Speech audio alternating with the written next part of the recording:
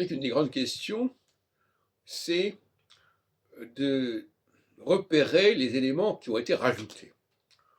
Et au fond, un texte. Et au fond, il y a une solution qui est extrêmement simple. C'est la solution comparatiste.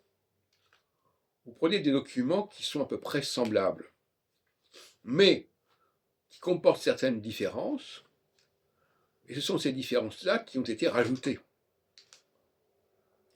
J'ai montré l'autre jour à propos d'Abraham, qu'Abraham, il y a un scénario au départ qui ressemble à celui de Moïse, ou même à celui de Joseph, ou même celui de Jésus, mais à un moment donné, ça bascule, et tout d'un coup, il y a la naissance d'Isaac, la circoncision, le sacrifice d'Isaac, et la promesse d'un peuple aussi vaste que les étoiles, etc.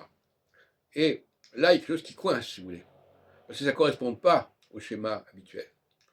De même qu'on mettra que si on regarde le personnage de Jacob, Jacob, il n'est pas délégué vers un peuple, il n'est pas envoyé à l'extérieur.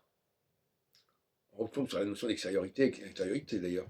Il n'est pas envoyé à l'extérieur vers un peuple étranger, il est envoyé au contraire vers sa famille d'origine, au nord. Donc on n'est pas du tout dans la même démarche.